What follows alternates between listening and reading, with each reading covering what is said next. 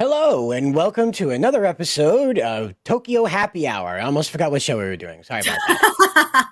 I'm Anime Cider and clearly suffering from jet lag, and I'm joined by Nerdigans tonight as we talk about ups and downs and lefts and rights. How are you, Nerdigans?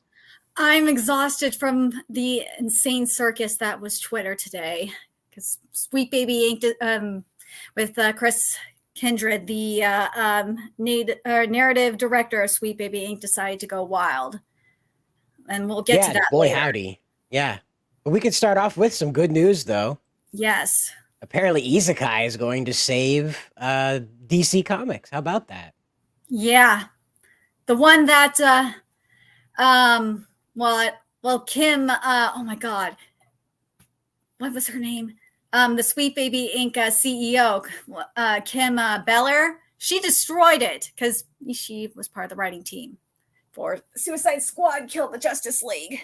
Yeah, I discovered that during my research for the thread I was working on earlier. But yeah, she's actually she wrote like 7 games. Wow. Yeah, including a few Assassin's Creed games. So yeah, that does explain a lot. But anyways. Yeah, it definitely does. Especially that weird one where the faces were all buzzed out all the time. Teeth were just floating in the air. Yeah. So this is the trailer for Suicide Squad ISEKAI.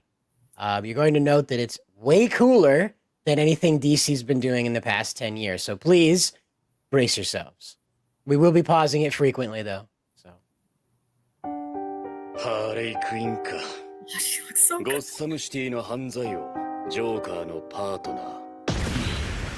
Okay, I love you're her 8 design. seconds in. You're 8 seconds in, and things are blowing up. I love Harley Quinn's design. By the way, the designer is Akira Amato, and that's the mangaka of Hitman Reborn and Ron Kamonohashi, Deranged Detective, which is an amazing manga that's going on right now. And they also did the designs for Psycho-Pass. Well, that explains it.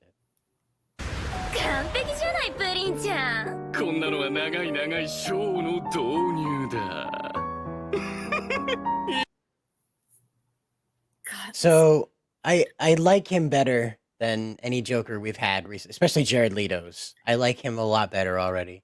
I feel like this is what Jared Leto's Joker should have looked like. Yeah, a little more shark tooth. Yeah, and less tattoo on forehead. Yeah. Yeah, and that slickness going on. Oh, God. It looks so good. And it's a great line here. The world we know is so hideous. Yeah, and something, I think it was Tepe that said it. The author of ReZero, who's doing the script, or co-writing the script, he said that he wanted Harley Quinn to be cute and attractive. And that's something to really keep in mind with this trailer, looking at her in particular. Oh, don't worry, Arvita. We're going to be getting into that a little bit later, especially. Apparently, this guy has been on a warpath with these folks. Yeah, I've been witnessing it too.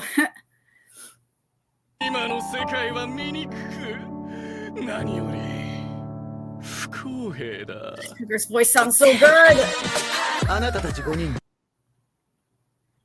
So it's Amanda Waller, and she actually looks like a human. She doesn't look like a tank. Goblin.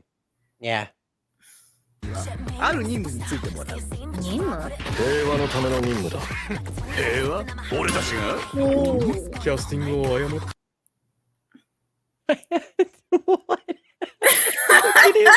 Oh no, there he is. Oh, come on.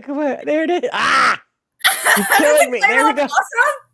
Look at him. He's got suspenders on. He's got little suspenders. I know. And I love how Peacemaker looks too. Oh my God, he looks amazing. Do my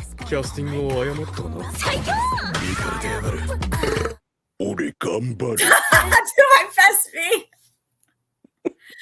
But dude, this song is great. I love it.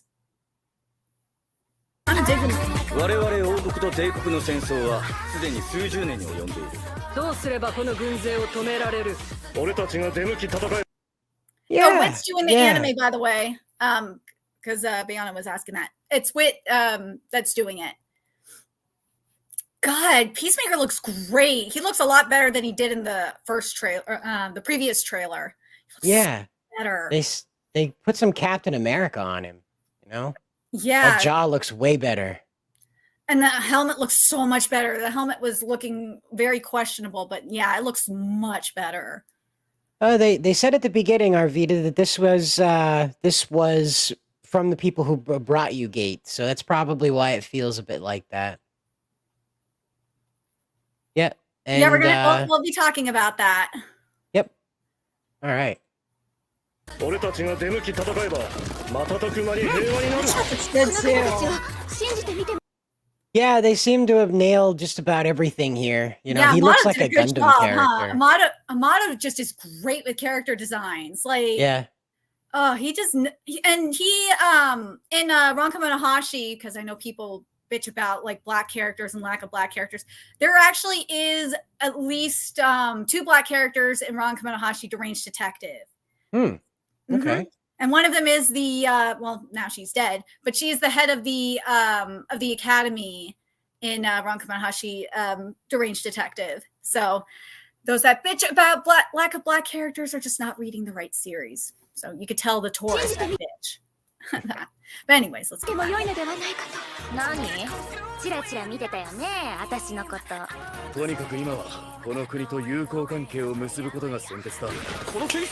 a hot Yuri. We might actually have a hot Yuri. Oh, it's so awkward because Harley's nuts, and I don't like it when she pairs up with people because it's really sad because she's crazy, you know?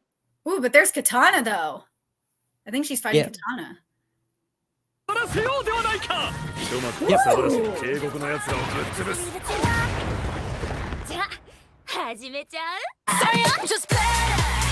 love his voice actress. Oh. I think Harley's voice actress is a more on the new side. Yeah, she's probably got an accent too. That it sounds like she's doing the Goku thing, where she's like adding the ins instead of ings, incomplete words, that kind of thing. And it does work here too, because it's supposed to be like a New York style accent. Right. So it does work. Is there a way to do a New York style Japanese? Wow. That's quite a mix there. I always like, because of how it's like written in manga, I always thought like the equivalent of it, at least in my mind anyway, was a Kansai pen. Just because of how it's written in manga, but maybe it's just me being weird.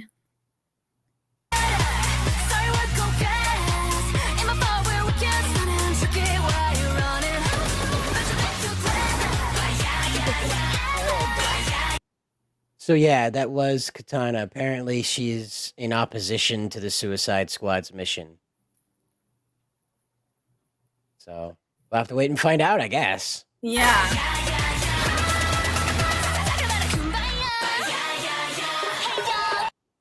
God, the ending. I like the logo. I like the logo. I do. It gives me Cowboy Bebop vibes.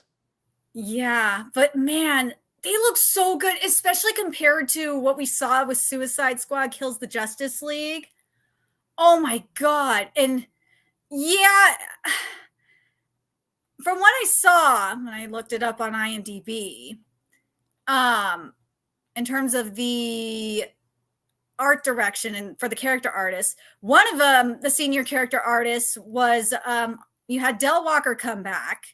He was on Batman Arkham Origins and Night. Then you had Patrick Van Ruhen, who was on Horizon Forbidden West. And that's probably why Suicide Squad Killed the Justice League looks as bad as it does.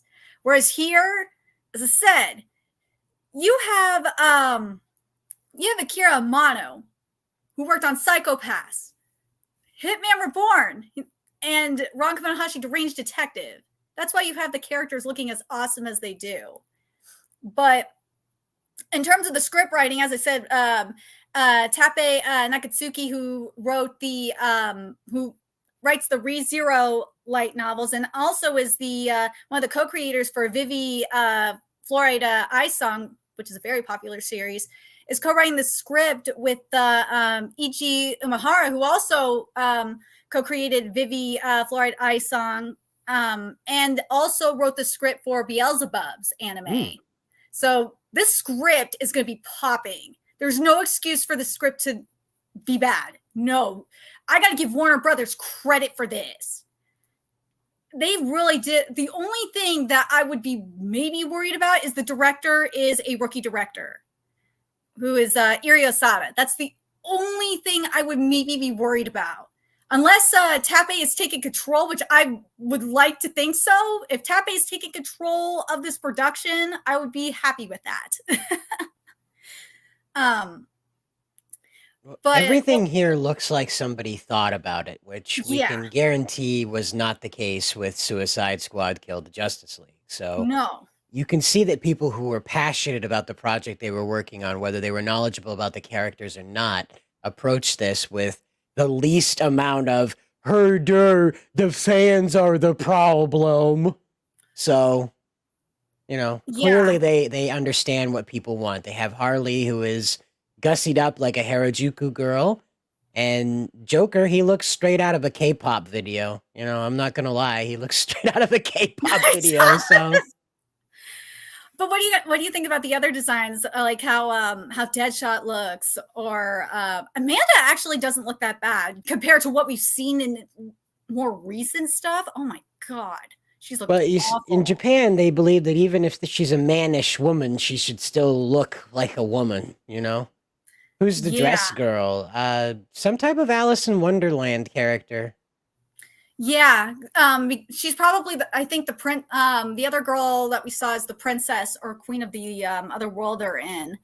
I should mention this too. Let me read the synopsis of what's going to be going on here. So the otherworldly realm that they're in, that's connected to the world through a gate, is, you know, your typical isekai world, which is full of swords and magic, where orcs rampage and dragons are rule the skies. So basically, Amanda Waller does shady shit and implants bombs in them, and if they don't complete the mission or, you know, at any time abort it, they're going to explode.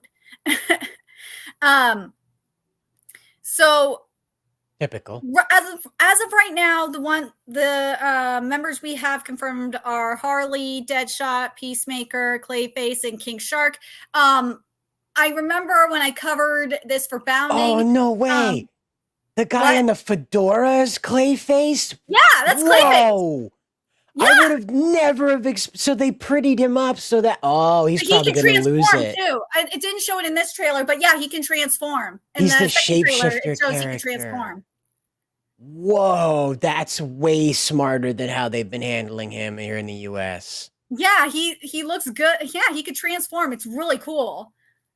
But yeah, something they did say in the last press release with the second trailer was that there are going to be more DC characters showing up throughout the season. So, well, we don't know which ones are going to be showing up yet. We don't know. Because Captain Boomerang is missing. That could be because he's a bitch to animate. Like think about like all the stuff you got to do with him to make him a functional Captain Boomerang, whereas everybody they've got is either kinetic or guns. So you don't have to spend a lot of time animating things flying through the air. Yeah, he might make a guest appearance though. We'll see. They did, as I said, they confirmed that there are going to be cameos and whatnot, and Captain Boomerang might be one. Oh yeah, we can show them that. But yeah, the anime is coming out this summer, I believe, in July. But yeah, let's talk about that. But yeah, the ED, the ending theme, is going to be done by Mori Calliope, and this is something very unusual, at least from what I noticed, from what I remember anyway. You can correct me if I'm wrong, Cider, but Warner Brothers enlisted a VTuber to do the ending song, and Teddy Lloyd is doing the opening, and I've actually seen Teddy Lloyd twice live, and that was at Crunchyroll Expo 2018 and 2019. He's amazing. I'm so glad I'm so glad that Warner Brothers did that. That's so awesome. But yeah, I can't believe people are real. I forgot to mention that Clayface was in there sooner. But yeah, the guy with the fedora is Clayface, and he can transform. He looks so good. I'm surprised they didn't show that in this trailer, to be honest. Well, you know what I mean? I think it's going to be a surprise. Like, they're clearly trying to, like, avoid cluing you in that that's what he does, because that's going to be the cool part, I think. He's just going to be the average guy, and they're all going to be like, why are you here? What's your purpose? And then, like, he's got, like, a blade arm, you know? They showed it in the second trailer. They didn't show it in this trailer. Ah, okay. Yeah. Well, she made an announcement about this. She apparently wanted everybody to know, and boy howdy, if you haven't heard her voice, wait until you do, all right? So here you go, folks. I'm just going to turn it down, but here you go. Hello everyone, I'm Mori Calliope singing the ending theme song Go Getters for the anime Suicide Squad ISEKAI. It's been a very long, lifelong, death-long dream for me to make songs for anime, and as some people may know, I went to school for comics, and I love DC, so there could hardly be a better match. Also, Giga and Teddy Lloyd on the track means that you know it's gonna be good. The song also follows this theme of expressing yourself without fear and without shame, even if you're afraid that the world will perceive you as a villain. And who is more shameless than the Suicide Squad? It's a very hype song that exudes these powerful vibes of self-love, and I hope that you guys will love it. The Go-Getters will release this year, so stay tuned and be sure that you check out Suicide Squad Isekai when it drops. Thanks so much, everyone! I swear, Japan is going to save DC. Probably just like Japan is saving Marvel. If you haven't read the Batman manga that's come out of Japan has been so good. I think it's on DC's app now, but so good. And in terms of Marvel, there's obviously Deadpool Samurai, but the new one that's out, I don't understand why it's not on Manga Plus yet, is by the team that did Vigilante Boku no Hero Academia Legals, and it's called Spider-Man Octopus Girl, and it's so good. I love it so much. What's it about? So basically, what happens is this girl gets possessed by Dr. Octopus, and it's by accident because he's supposed to be transferring his consciousness to one of his spare bodies because he died in a battle against Spider-Man. Oh, and he apparently just does that now. Yeah, and where we're at right now is very interesting because we're going up against this corporation called Across.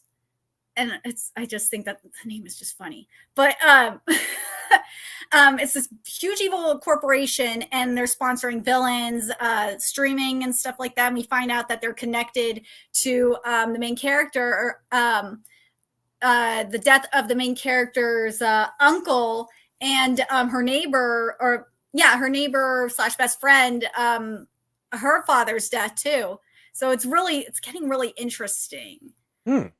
I really love it a lot. I wish it was freaking officially licensed. Well, part of me is like, I don't want it to be because of what Caleb Cook will get really weird. It'll get really weird if they do that. Yeah, it's so good. I love it so much. Oh, and you know who else is in it? Is Superior Octopus. Yep. Yeah, Superior Octopus is in there. So you get to see him he's conflicted because he wants to be a hero. He wants to kill Doc Ock and become the only octopus and become Spider-Man. So he'll have that identity crisis going on. So it's but yeah, it's really fun.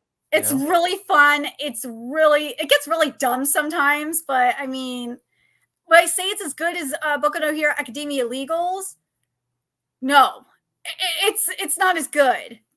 But that's because Vigilante Boku no Hero Academia Legals is just amazing. I can't tell you how much I love that manga. But Yeah, I really do recommend reading it. You're going to have to sail the high seas to read it, unfortunately, for now. Right. But it's definitely worth it. It really is. I do actually know that Viz did license it, but it's only for physical release. You're not going to be able to get it digitally in terms of simulpubs. Well, from one subject to the next, we'll have to move into the sad stuff now. And what better sad business than the business of Akira Toriyama's passing and Chris Kindred's big galaxy brain idea to try and stunt off of that. Yeah. Oh, God. Chris Kindred is something. Because for those of you that don't know, I've been documenting it ever since it first happened. They decided to launch a harassment campaign against a Brazilian Steam user that was just doing a curator list of the games that Sweet Baby Inc. worked on. And that is a violation of Twitter TOS. They got taken down. And that's how what's being deemed Gamergate 2 has begun. And it's just been freaking wild ever since. Oh my God. And they're proud of it, actually. I don't think they've really denied it for the most part, though to an extent they are proud of it. And they're trying to paint themselves as the victim, but then like the next minute they're like, no, I didn't. I'm going to encourage you to do it again, or encourage people to take it down again. It's so weird. The whole thing is weird. But then you have this going on after Toriyama's death.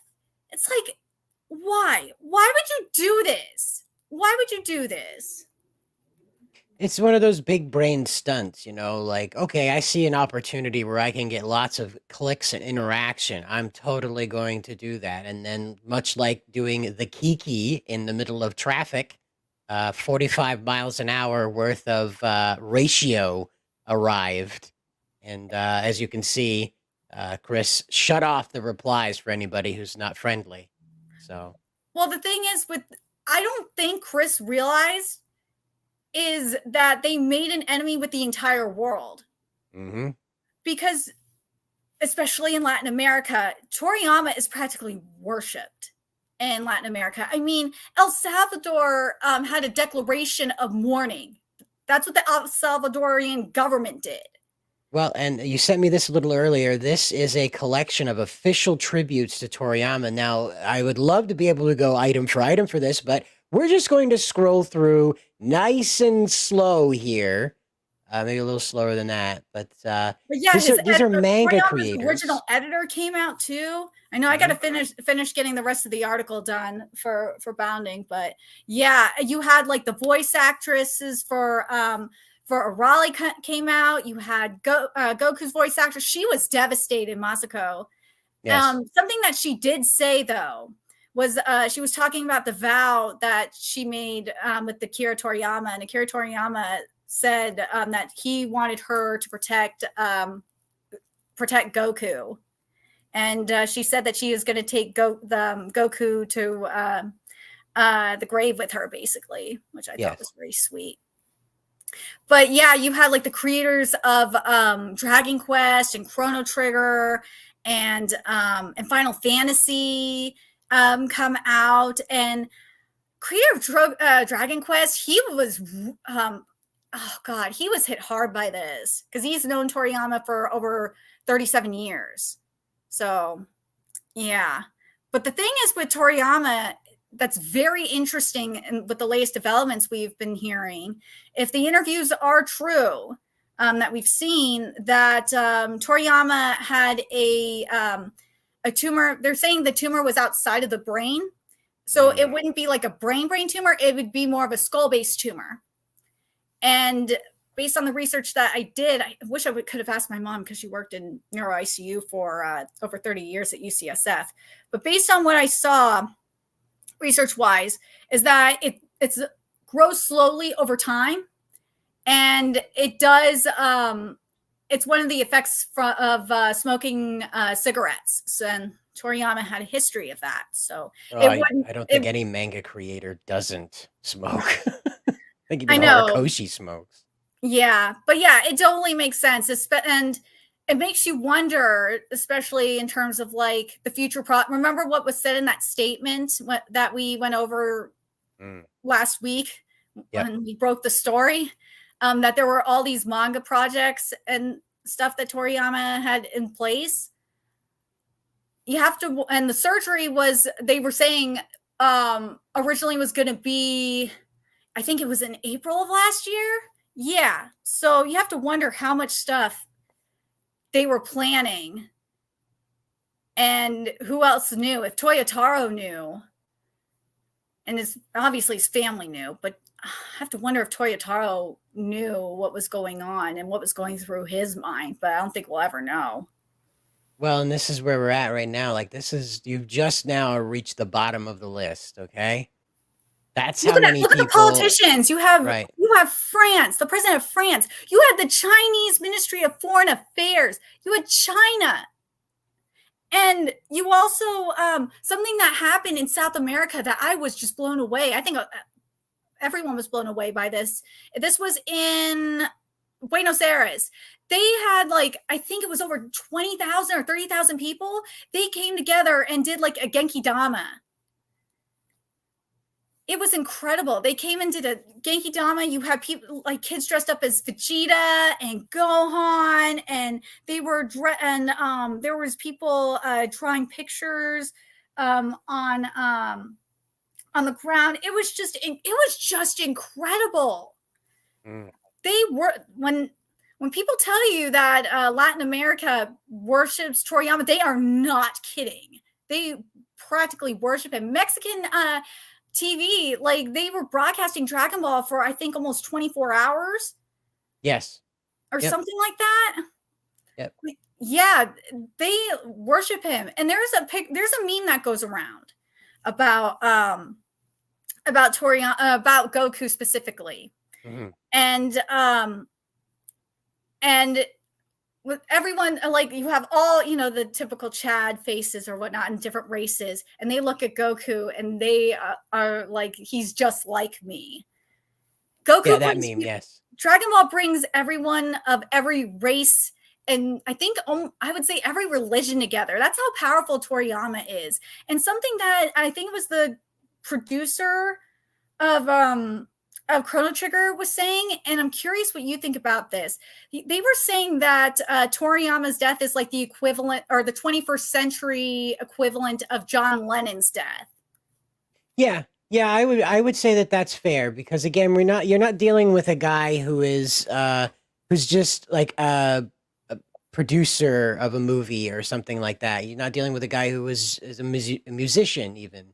You're dealing with a guy that was 40 years of cultural reformation around the West.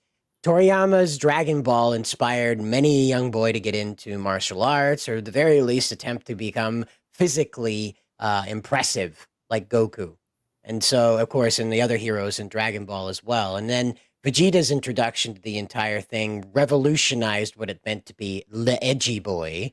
So this whole thing is, you're dealing with probably more star power than even John Lennon had when he passed away, when he was assassinated, obviously. Because you're dealing with somebody who touched people's childhood, as opposed to Lennon, who entered people's lives when they were like teenagers. These are people that grew up with like Goku being a hero to them, So, well, it's not just that too. You have in Japan, you have people grow up with Dr. Slump. And there's also what I think it was Oda and several mangaka, including Oda and Kishimoto, said this, was that Toriyama launched a generation of mangaka. The current generation we have is because of Toriyama. And when Toriyama came onto the scene, it was around, and especially in like Kishimoto and Oda's childhood, it was a time where manga was a little bit more taboo. So he was really significant. He is up there with Tezuka. He's that much of a revolutionary, not just in manga, but also think about it, video games. His art was in Chrono Trigger and Dragon Quest. He revolutionized RPGs. A lot of these RPGs we have today would not exist if it wasn't for Toriyama. Well, and this is the other point that I want to make about this. That you're absolutely right, but I'd throw an even bigger wrench into what we're talking about is that Toriyama is probably as impactful to the shonen genre, like all of it, like video games, manga, music, all of it. He is to that as Tolkien was to fantasy. Yeah, I feel like he changed it completely. Like that's the more appropriate comparison, that he is this century's Tolkien. Yeah. Yeah, I would argue that that's okay. Like even Tomino would concede that to Toriyama, and he's a guy who's classically said that he thinks Toriyama is very silly. Let's put it that it was very silly. Let's put it that way. Well, Toriyama was able to expand into so many genres too. I mean, you had shonen, and in some ways when he did hit like really deep topics as well in Dragon Ball. He was able to hit his gag manga. One of the mangaka was saying his gag manga, Dr. Slump, was like the second best gag manga of all time.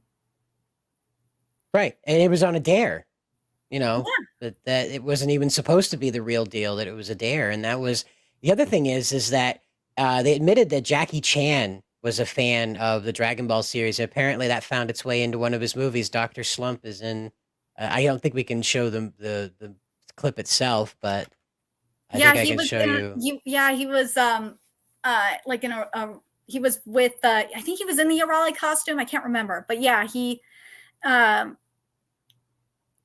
heartbroken by Toriyama's death too. Like I haven't seen this.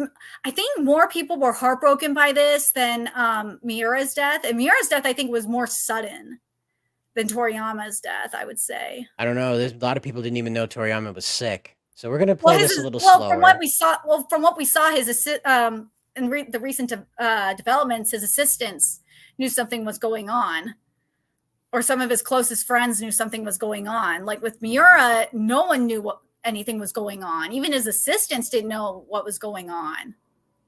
That's true, but the other thing to remember is that Miura was not an institution the way that Toriyama was. There was a huge institution. Right, there is no berserk room that determines the course of the franchise. There is a Dragon Ball room that determines the course of the franchise. So. Oh, and of course, before I forget, there was also tributes to Toriyama, like in Dragon Quest Online, Xenoverse 2. They did a Genki Dama, and of course, speaking of Berserk, similar to Berserk, in Final Fantasy, was it 14? I think it was. On Final Fantasy Online, they did I think it was like at least a 24-hour tribute, or a 24-hour vigil for Toriyama. Mm-hmm. And you can find him on YouTube if you want to see the footage, or on Twitter. Yeah. It was incredible. You saw people like in Goku costumes and different Dragon Ball costumes just coming together. It was incredible. Well, and again, I mean, like, you're dealing with a person who, unlike Tolkien, lived to see their fame. Tolkien didn't get to see that. Toriyama did. And the thing that I always remember about him, and especially him and Tomino, is that they never let the fame get to them. Like, you got younger guys like Oda and Taide Kubo and Horikoshi. They haven't let the fame get to them, mind you, but these guys set that standard. Toriyama was the guy that said, no, I'm not going to go around in fur coats and a golden limousine. No. I'm going to take my son to work with me. I'm going to celebrate life as often as I can, Yeah, and something that I think it was Oda was saying was that he recalled like the moment that Toriyama called him his friend. And he said it was like one of the greatest moments of his life. Because that's his childhood hero, and same with Kishimoto. Like they were like this was really hard for them because they got to be with their childhood hero a lot, and same with with the Dragon Quest, and I think it was Chrono Trigger as well.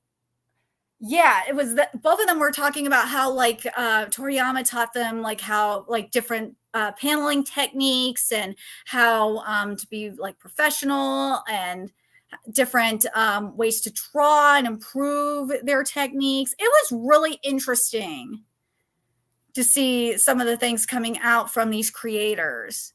Yep. And it's also very heartbreaking for like, especially, Toriyama's first editor to outlive him. It was kind of heartbreaking for him.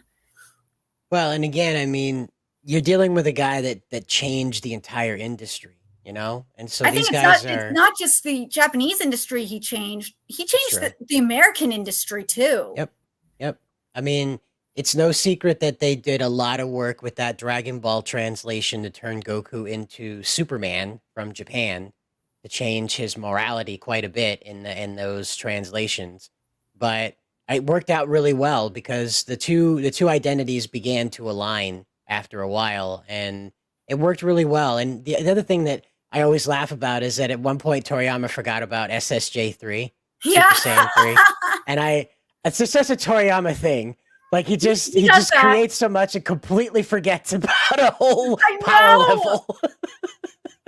It's okay. He forgot to draw the eyebrows on those characters, so I'm all right with not doing that. And then there's how Arale, if it wasn't for Arale, Mario wouldn't exist either.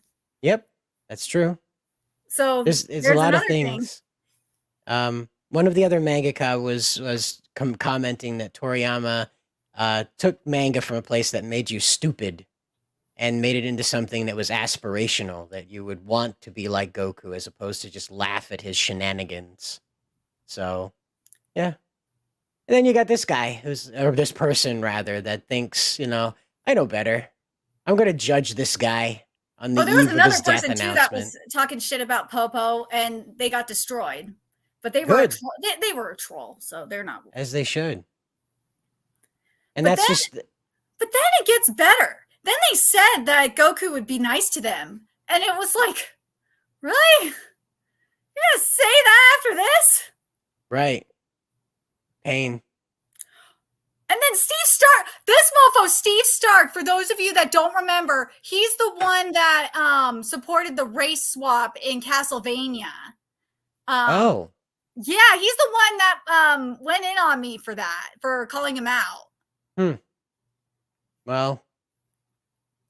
Oh, yeah, God, I can't believe he's the one that, I just realized he's the one that posted that. Yep. Well, again, I mean, you got Chris Kindred here that's continuing to stoke the flames. It's not enough to go out there and inflame everybody about Toriyama on the eve of his death. 2 days later, this guy has the galaxy brain idea to go out and just poke that bear again and be like, Goku would be nice to me, as if he's like some Jesus figure. Like, yeah, like Jesus said turn the other cheek, Goku said turn the other cheek, right? No. That's not what happened. Goku would give him a chance, maybe. Well, they're fictional characters. That's the bigger problem here, is this guy's like, your morality. I'm appealing to your morality. You see, Goku would be nice to me, so you should too, because that's what you worship. It's such a condescending statement to make. It really is condescending. Oh, man. It's why you can't get any peace out of these sweet baby freaks. They just won't have it. But then there's Alyssa Mercante, too. I'm glad she didn't say anything horrible about Toriyama. She kept her mouth shut about that, at least, as far as I know. Yeah, that lady with all the tattoos. Oh, but so that's the shenanigans that they're up to again.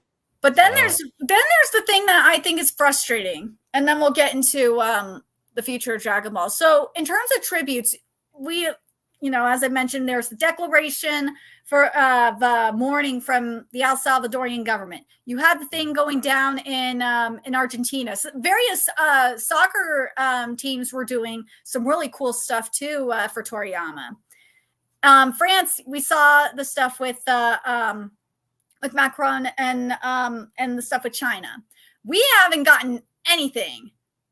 And Toonami said, well, what we saw with Toonami, which I thought was very odd, is you're getting Dragon Ball Z Kai, you're getting a marathon, but it's only from like 2 a.m. to 6 a.m. I'm just like, wait, it was very reminiscent of what Crunchyroll did for the Anime Awards. So you're going to do, first of all, you're not going to start it off with the original Dragon Ball. You could have just done the original Dragon Ball from like 5 to like 10 or something. And then do like Dragon Ball Kai like for the rest. Could have done something like that, but I wish they could have done so much with this. But you could have started it off right when Dragon Ball came on when Toonami originally aired, which was at 5 o'clock. And then go from like 5 to 6 a.m. No, they're like, no, we're going to just do 2 a.m. to 6 a.m. And that's really pissed off the fan base. The other thing that I'm curious why we haven't seen it yet in Japan do this. Maybe that's why we haven't gotten it yet. But something that really irks me is that we're seeing all these re-releases for like Shrek 2, Spider-Man, the Raimi Spider-Man trilogy, for Super Mario Brothers movie. And there's nothing for Dragon Ball. Like you'd think there would be, these movie theaters would want money and would do a re-release for Battle of Gods. Battle of Gods got one not too long ago because of 10th anniversary. But there's, Battle of Gods, Resurrection of F, Broly, and Superhero. And the timing would have been perfect because the ending of Superhero in the manga is coming up this month.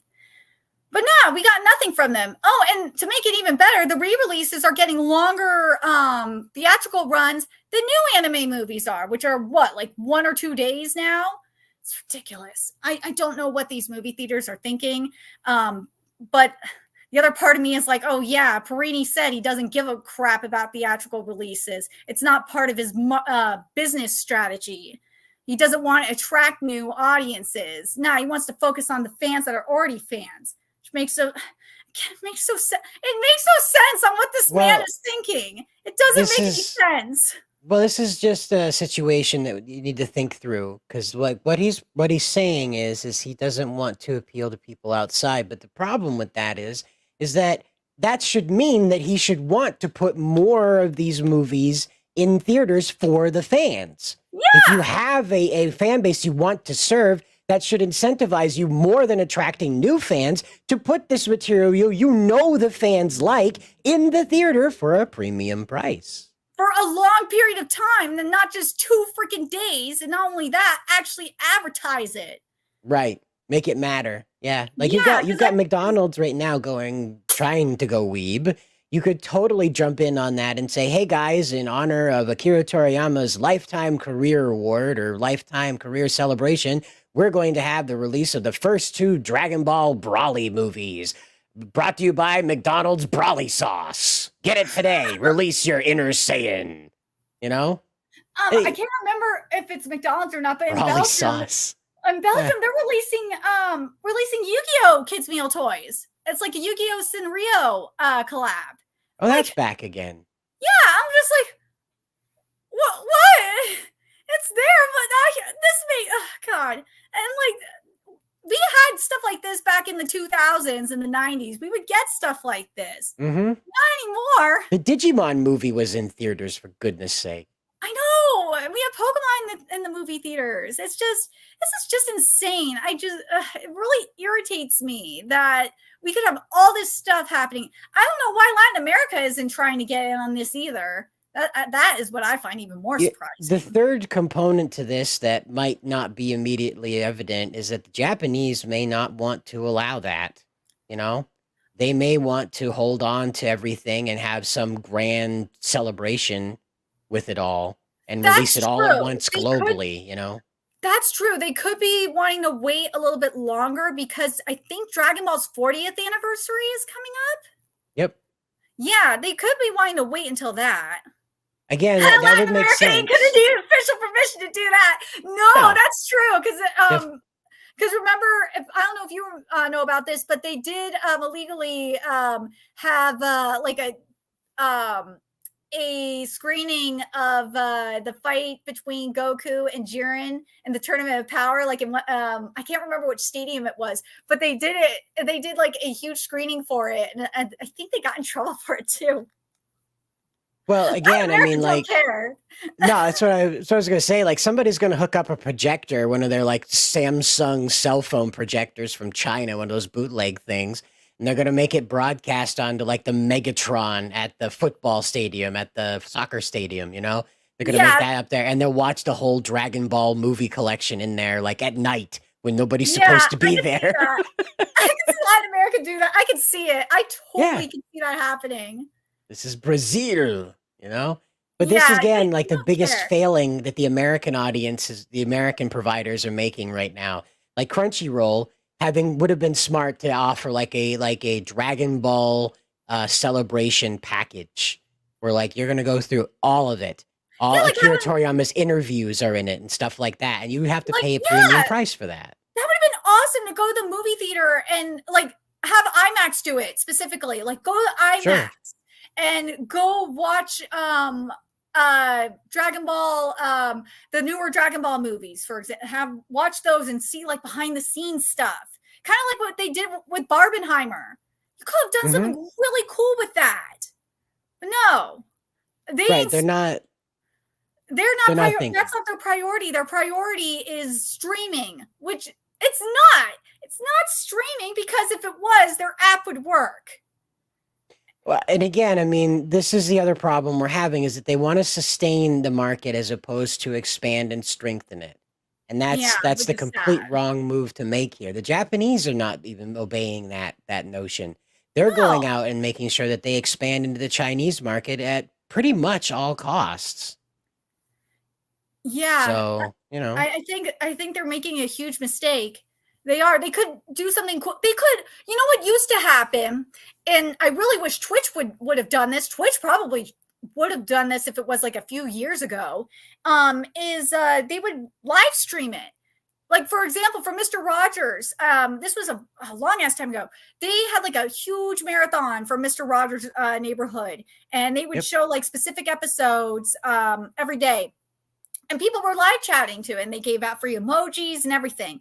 They did the same thing for Pokemon and for Power Rangers. Power Rangers, it was for the 2017 movie, and they streamed every season of Power Rangers that was available, and it was so much fun. We got to watch I got to watch seasons of Power Rangers that I haven't seen in years, and some that I've never seen before, and that I ended up really liking, like RPM. Oh my god, I love RPM so much. Well, the first half anyway. Oh, the first the ending is okay. I would say it's better than some of the other ones. Yes, you're right. But I would say RPM's story though is just, oh my god, it's so good. But still, like, that's the point. The point is that you could do so much. Twitch could have done something really cool with this, like had a Dragon Ball marathon. They've done marathons for Digimon before, for Pokemon, and people had fun chatting in there and talking about like their favorite memories and also meaning to boot. But Twitch ain't smart like that no more. They won't do stuff like that anymore. And it really sucks. They could have made a ton of money doing that. They got greased up boobies, you know? They don't have time for cool Dragon Ball action. That's too difficult. They could have actually tried to get Dr. Slump as well. I know there's at least, I don't know if the channel that I used to go to still exists, but they would stream like old Sonic the Hedgehog, Sonic AM. I think it was Sonic. Was it Sonic Underground 2? I don't remember what the other Sonic. They streamed like at least 2 of the old Sonic cartoons. They stream like old Saint Seiya sub, of course. They would stream like old like 80s and 90s cartoons. Yep. If they could get it, they probably would stream Dr. Slump there too. I don't know if the channel's still there anymore though. It's been a long time. But they could. I would love to see that. I'd love to see a channel just do that. I know Toei is doing right now in the Toei Animation Museum. You need a VPN for it. They're streaming every episode of Digimon for the 25th anniversary. Yeah. Yep. And I wish our Toei would do that. That'd be nice. Toei could do something on their YouTube channel. Well, I'd be Viz in this case. Yeah, it'd be that's Viz. correct.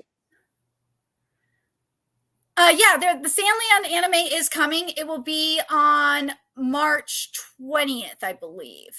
Yes, the first 6 episodes are on March 20th, and then and that's the retelling of the Sandland movie with additional scenes and also deleted scenes. And then the second half is the new arc that Toriyama worked on, and that is starting on March 28th, and they will be weekly episodes.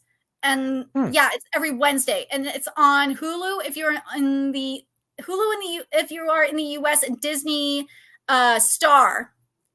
Disney Plus Star everywhere else. Okay. Well, we do have an update about the manga. Oh yes, the manga that Toyotaro is working on. But yeah, that the website did confirm that the final chapter of the superhero epilogue manga arc is going to be this month.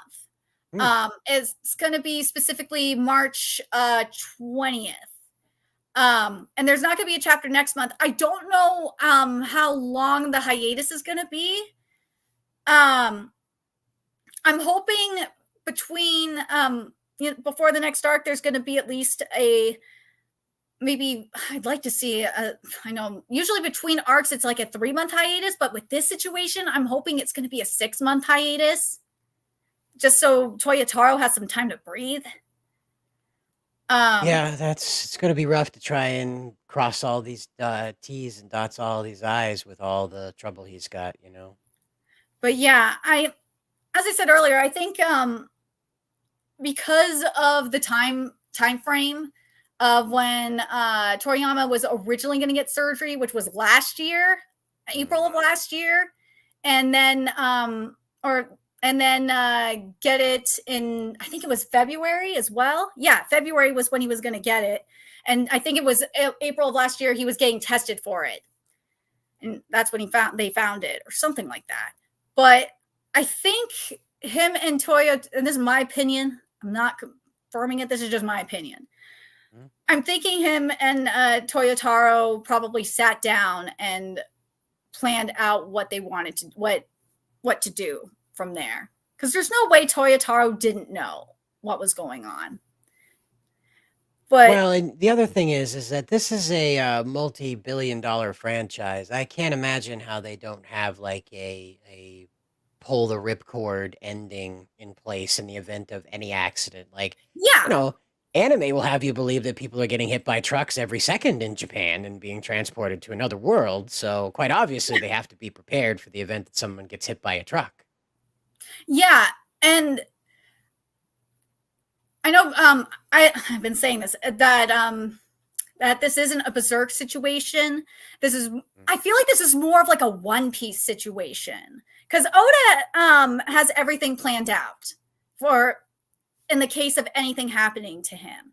I feel like that's the case that we have here with Toriyama, where he has the ending already planned out. Because Oda said in an interview, and he said in multiple interviews, that he already has his ending done. He knows how One Piece is going to end. He has it in his mind, and as the more they're going, like he'll change it as it's going. But he has an idea of what the ending is going to be for One Piece. He'll adjust it as they go. I feel like that's what we have here with Dragon Ball Super, something like that, where at the ending has an idea of what he wants, has the outline for arcs, and then Toyotaro can just go from there. If that makes sense. If that's necessary. I mean, I honestly think that they could cap it and still be able to monetize so many other things. Like you have, honestly, if they were to be serious about this in a way that would be less infected by the West, right? So if they sat down and they said, you know what, we should take the time and reanimate the entirety of the first Dragon Ball series, and re-air it as a brand new movie series, like a series of OVAs that kind of that take like it's a 2-hour OVA, right? But it takes like this each season of Dragon Ball and condenses it down into a modern animated situation, new music kind of situation. That would be, I would think that would be the most monetizable situation. Every Dragon Ball fan I've talked to is annoyed with the constant power scaling that's going on these days. That before it was just kind of a trope, but these days Vegeta and Goku are basically gods. Well, it's kind of dull to have them fight anybody now. You know, Moro had to become a planet in order to fight them. Well, I got into an interesting debate earlier with someone that was saying about like passing on how the end of this arc is going to be like Goku passing on the torch to Gohan. And I was thinking to myself, okay, like if we're talking about like as a protector of Earth, okay, I can believe that because they can go with Piccolo as like, you know, the mentor to make sure that everything is all good. I could see that. And then Goku and Vegeta can go be, because they are gods at this point, they could go on and go like explore the universe, whether it's Universe 7 or the different universes. If we're talking about just like them, if they're talking about, because then they are like, well, what about in general? I'm like, Gohan ain't ready to go and be the entire universe's protector. There's no way. He just got beast. And you're going to have to end up dealing with probably stronger opponents to protect Earth. And 17 might not be strong enough to do it. 18 might not be strong enough to do it. And they might die. And Piccolo's not going to be there forever. Yeah. That's why I'm just like, yeah, I could see Gohan inheriting Goku's role as the protector of Earth like we kind of wanted him to ages ago. And Goku and Vegeta can truly move on.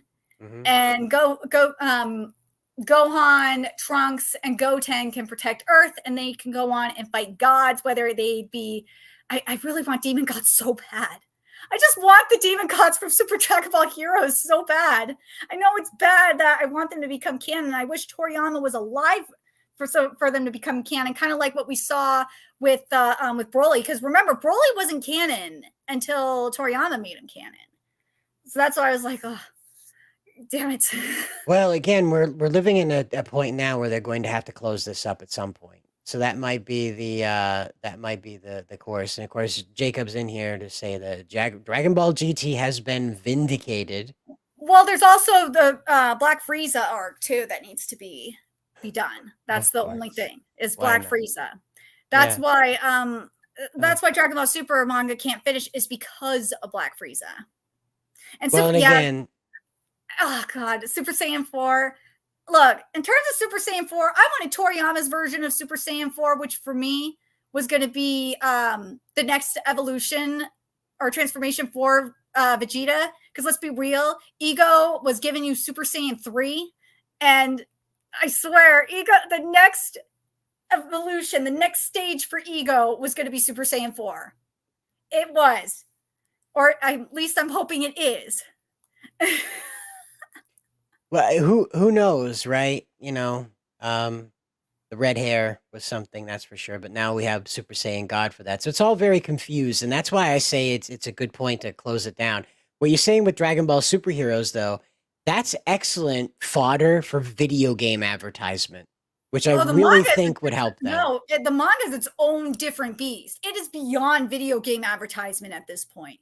It's its own story. It's real. It is, oh my God, Super Dragon Ball Heroes is like pure fan service in like the best way. I wish the art was better though. Oh my God. Well, this is what I mean about turning it into an animated production to promote video games, because it has that kind of kinetic energy and fan service that's necessary. Anime. It does have an anime, but it's just, it doesn't live up to what the manga delivers in terms of story. That's the problem.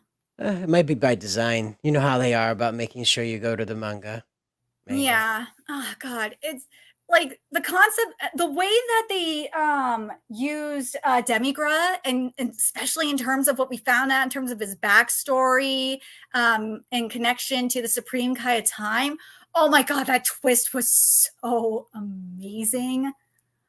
Oh my god. Like there's like little things like that where I want to see that become canon. I want to see them explore the demon realm like we saw in Super Dragon Ball Heroes. That's what I was hoping at some point we were going to get in Dragon Ball Super mangas. Like I feel like we've just about like covered everything we could with the gods, and this would have been the perfect timing to go into the demon realm and explore more with the demons. Because all we've gotten with the demons in all reality is Dabura and Majin Buu. We haven't really gotten that much with the demon. Wasn't Moro a demon?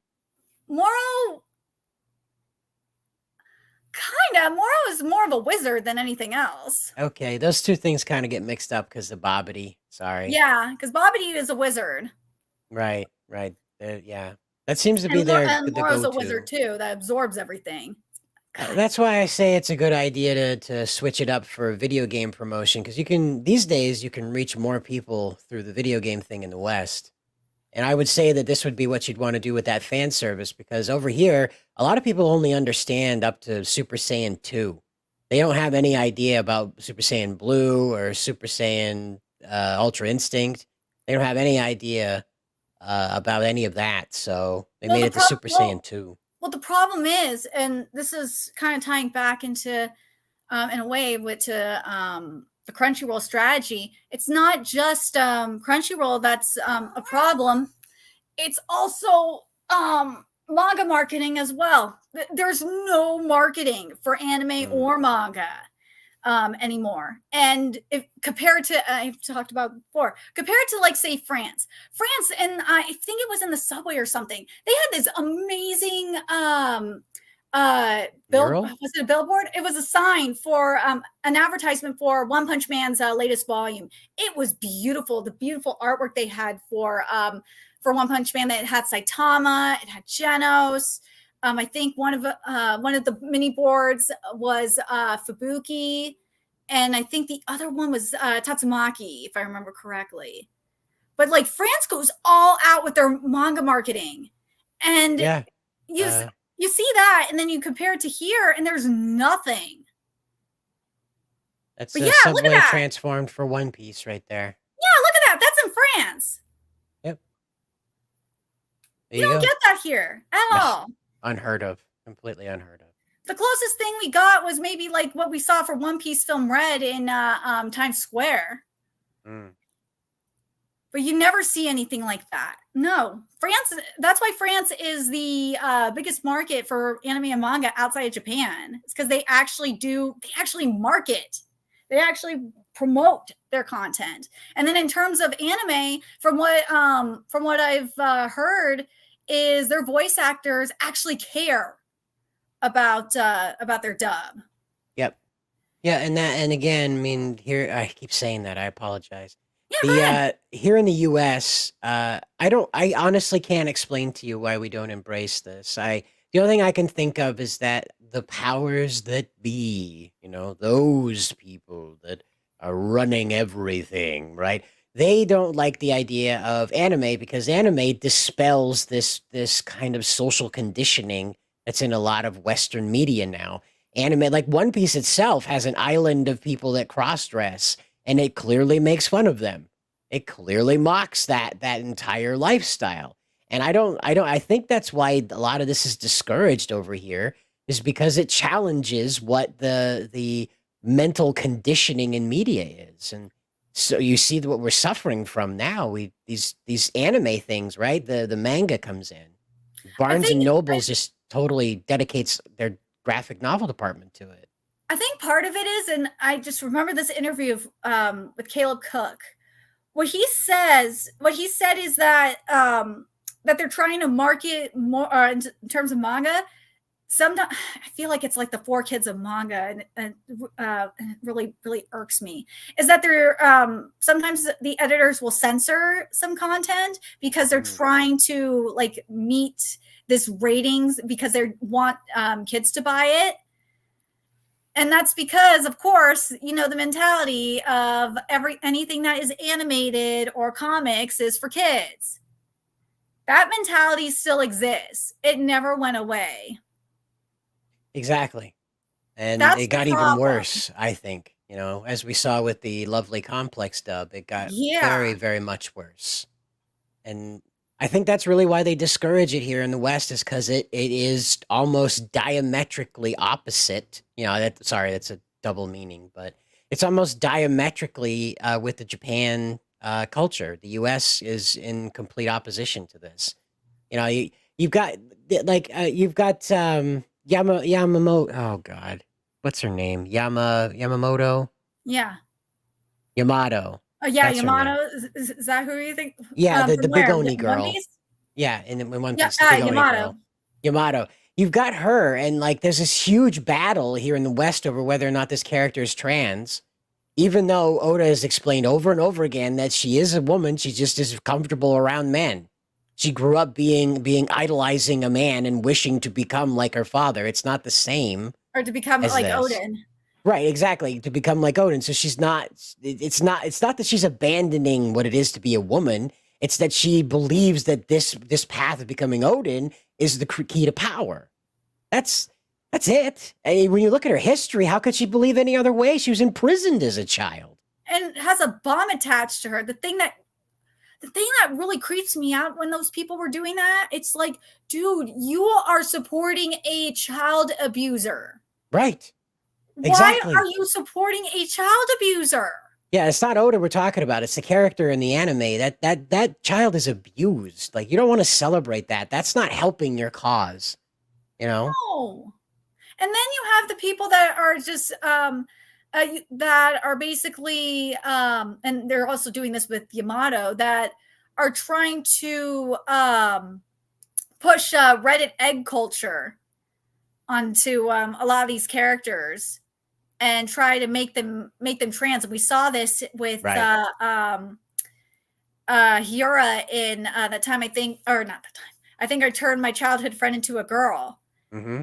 And well, even trans people were pissed about it. They weren't happy, especially when there was an interview with the mangaka, and the mangaka specifically said that Hyura is not trans. Hyura is a boy.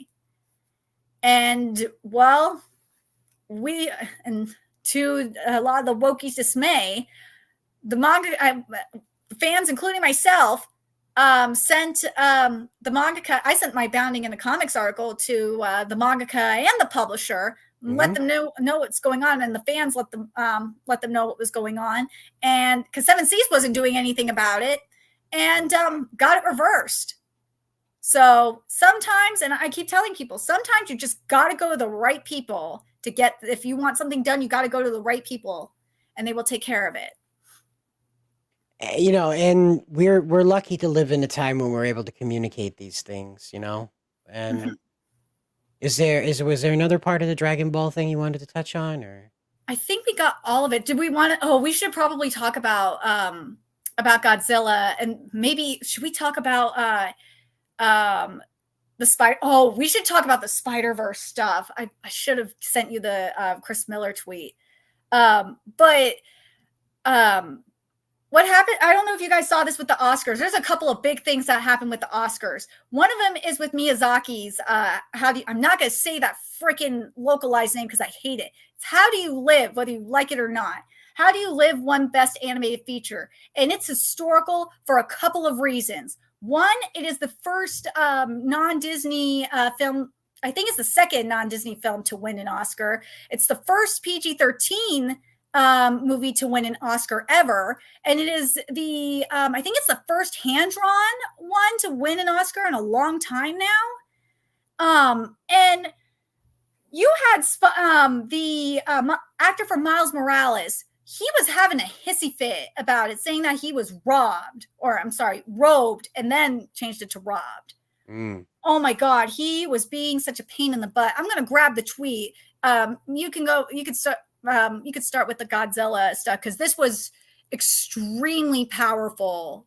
Because it's been 70 years since Godzilla was established, and this is the first Oscar it ever got. Yeah, and people were. I know several Godzilla fans were crying over this. Well, I believe this is the first time a Japanese film has won an Oscar, let alone 2 of them at the same time. I don't believe we've given the Japanese an Oscar for anything before. But, oh well. Spirited Away got an Oscar. Oh, okay. All right. So this is pretty normal fare for Miyazaki.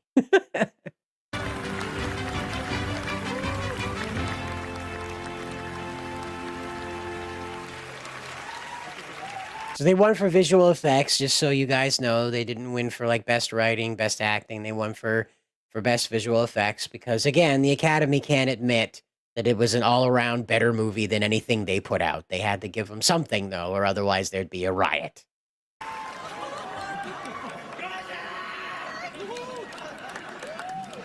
That's one of the team members who immediately began shouting as soon as the award was announced.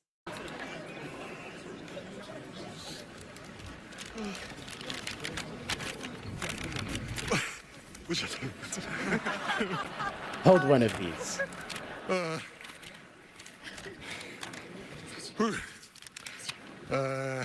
My career began 40 years ago after the shock of seeing Star Wars and Close Encounters of the Kind. To someone so far from Hollywood, even the possibility of standing on this stage seemed out of reach. The moment we are nominated, we felt like Rocky Balboa. Welcomed into the ring as equaled by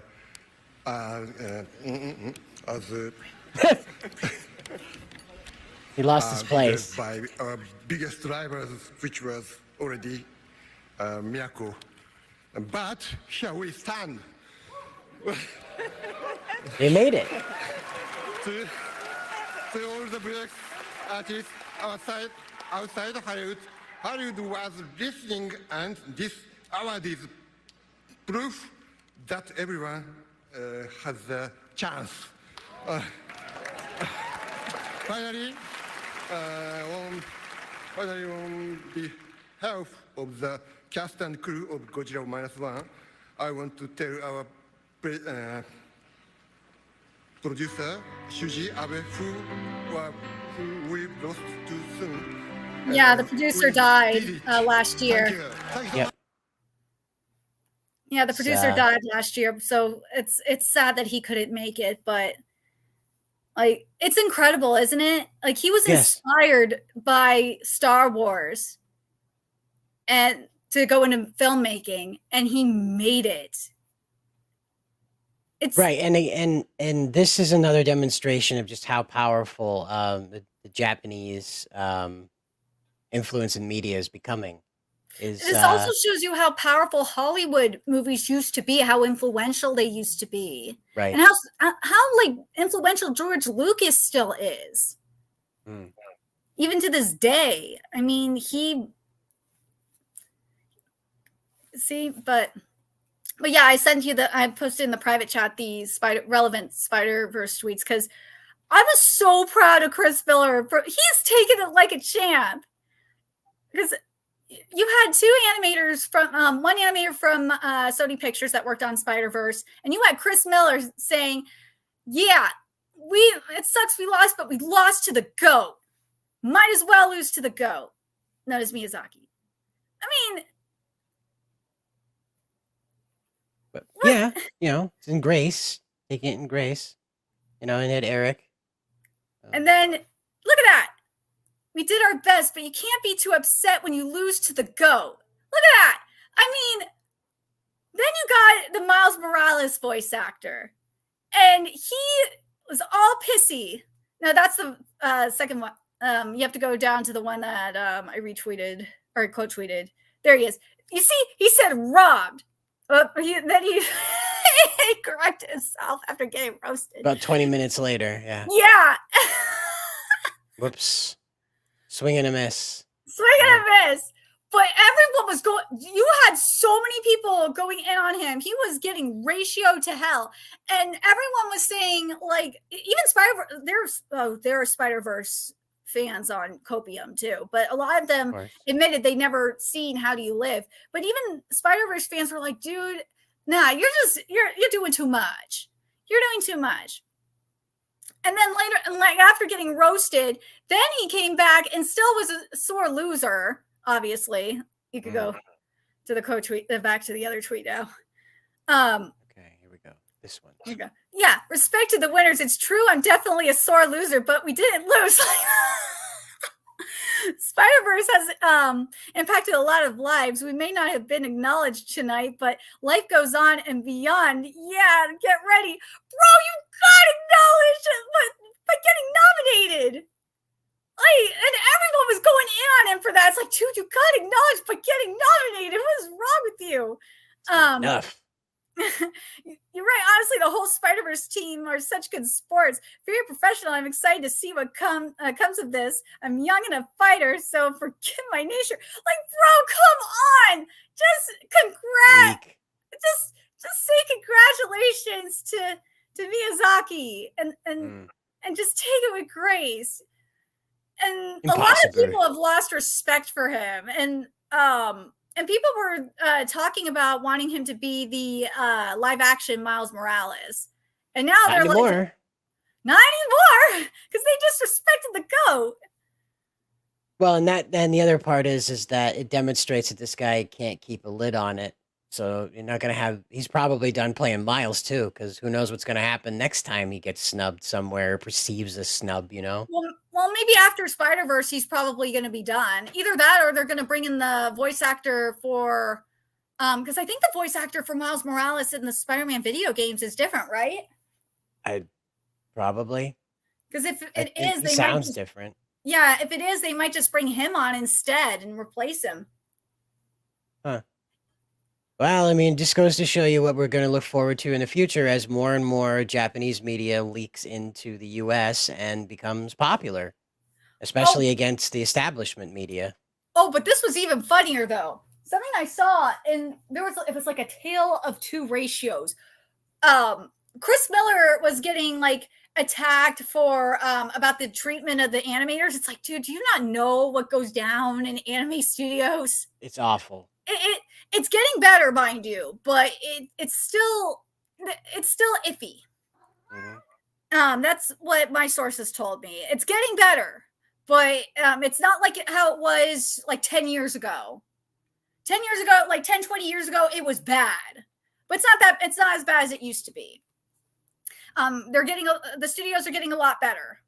But and then you have this with Shamik Moore. They're just going in on him for being an asshole. And I'm like, dude, for not respecting Miyazaki. I'm like, dude, what the hell? That's a double standard. Like, come on. Just what? It really is. And it's a silly one to begin with. Seriously. He respected the GOAT. Just let Chris Miller have this. But the thing that is also interesting that's coming out of this Oscars as well, because I guess what happened was remember what I was saying about that mentality about animation only being for kids? People were getting pissed off that How Do You Live did not get nominated for best soundtrack. And same with Spider-Verse. More people are coming out and saying that this mentality's got to stop, where animation is only for like kids, or it's only reduced to one category. The Academy needs to stop doing that. I think Chris Miller was one of them, and Guillermo del Toro, who's been outspoken about this for at least the past couple of years now. I would say so. I mean, if not then before Death Stranding, because I think he was like trying to talk about it back then, but the video game was swallowing it. Yeah, but yeah, it's at least those two. Yeah, it was at least a year or so. A couple of years ago, he started really becoming more outspoken about it. But I think more and more people are starting to become out, speak out about it. Especially when you see How Do You Live and see how mature it is. It's like there's no reason why that movie did not get nominated for more categories. And same with Godzilla. There was no reason why it was not nominated for like Best Picture, even if it didn't win, because Oppenheimer was really good too. It should have just at least been nominated. Well, and the Academy never listens. It's like the situation that we saw with I'm Just Ken, they clearly gave that to Billie Eilish, because her fans on Twitter went completely crazy over the People's Choice Awards favoring I'm Just Ken. And so in an effort not to seem sexist, they decided to balance the scales by presenting Billie with yet another award in order to make sure that nobody thought that they were being sexist. I feel bad for Ryan Gosling. Like, he actually did a really good performance, and he can't admit to it. That's the worst part, is that he'll get roasted if he says, yeah, I had fun playing Ken. Because he's supposed to be like double Hitler dipped in hot pink, apparently. It's so ridiculous, this double standard that's happening right now, right, Keys? But on the other end of the ocean, we do have some good news, or depending on how you feel about it. Bunbunger premiered over in Japan earlier this month and has finally accumulated enough episodes for people to figure out what the frick is going on with it. Oh, yeah, I heard about that. So Bunbunger steps up and says, hey, do you like tires on people's face? And you say no, and they say, too bad. We're doing a whole series about this, whether you like it or not. And this seems to be the weakest point with the whole show, is the costume designs. Yeah, everything else is working very well. Yeah, it really, it's very much like Turbo, huh? Well, no, this is the thing, is that Bunbunger is not about rescuing people. Not that they're like criminals and turn their backs on people, but the primary goal, kind of like how Lupat was about collecting the treasures, these people are about delivering things. They travel through an interdimensional space where the vehicles they interact with exist. And cool. Only one of the vehicles talks to them. The rest of them are just regular old go-around vehicles. What? Yeah, and that's, believe it or not, the one you see in this picture is not the one that talks. But oh my god! But it's actually a robot that fell from the sky, took the form of a car carrier semi, and decided it wanted to cook meals. It wanted to be a chef. And oh my god! What? Yeah, no, it's pretty well done. I'm actually impressed with it. I didn't have like high hopes for Bunbunger when they were like, yeah, we're putting tires on their face. That's how stupid.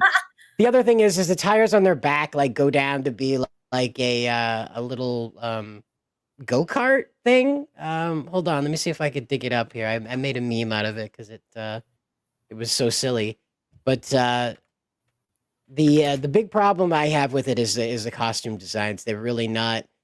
Something happened. I don't know if like AI got in here and like convinced them it was a good idea with some quick designs or something, but it was clearly a real in the face, man.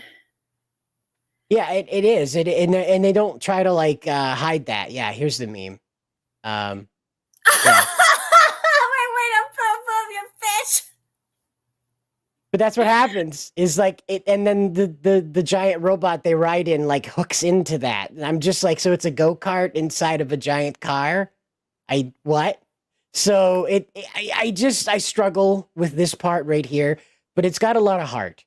That's the best part about it, is I don't know if you're familiar with Smokey and the Bandit, an American movie. So this borrows a bit of the premise. The Red Ranger is ordered by the boyfriend of a woman who is in an arranged marriage with another man to take that woman on her wedding day and deliver her to another part of the country to her boyfriend.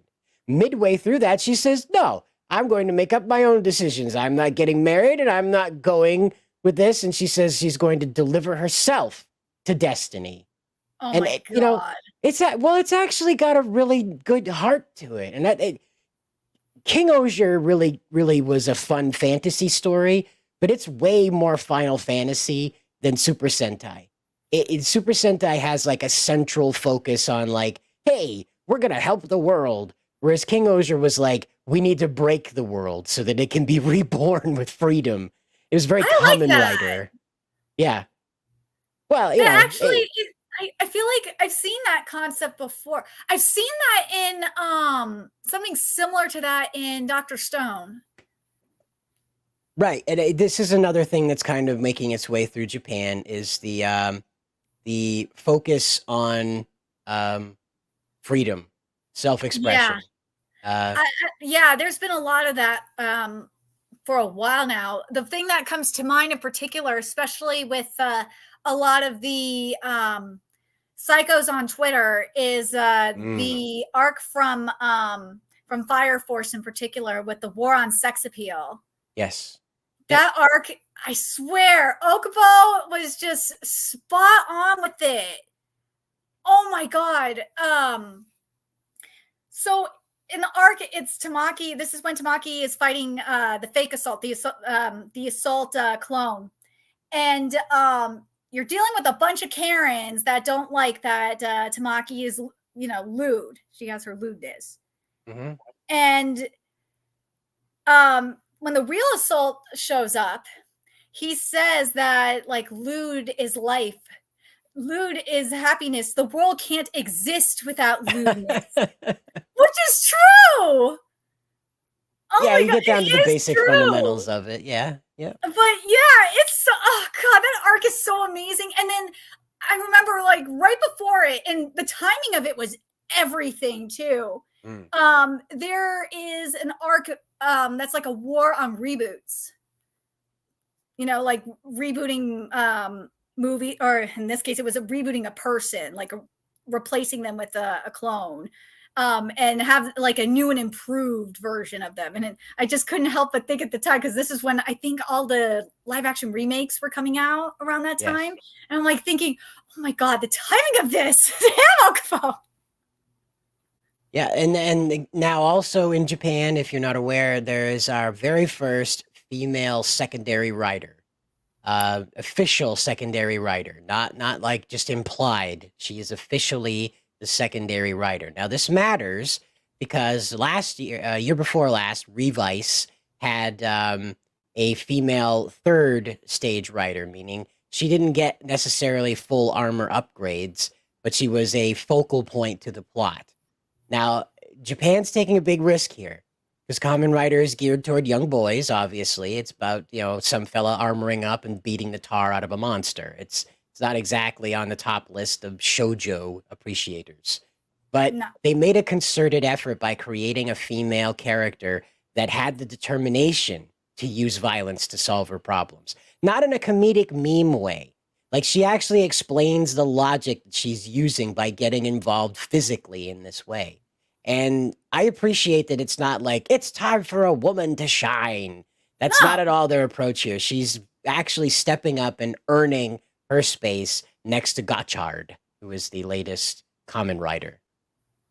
Well, the thing is with Japan is, with Japanese writing, is they aren't like Girl Boss or anything like that. No, they know how to write female characters. Well, we used to know how to write female characters too. That long ago. Their stripes. We don't have that anymore. We can't have that anymore. No, we can't ask a woman to prove herself. Even in the most extreme situations where lady folk don't tend to find themselves, like, fighting for their lives. So. No, they just got to be given the power like Rey. But it's so stupid. Right. And this is, again, this is why it matters, is because Japan, of course, has this, has traditionally been against involving women in this level of violence. They are okay with it in sort of like magical girl stories. They're okay with it in anime, but when it comes to live action stuff, they like to keep the women in the idol kind of IDOL, not idol as in like idling your car. Idol is in like high praise. They like to keep them in the idol status, and so this is why Revice's Kamen Rider. Oh God, I forgot her name. Kamen Rider Jian. Jian. Yeah. That's why she matters, is because she was actually one of the ones that was trained in fighting. So she actually was assisting the lead writer who was not familiar with physical fighting, not showing him up the way that Rey did with Kylo in the woods. Rather, this girl was so skilled in combat that she was teaching the lead writer, the protagonist, how to hold his own in a fight.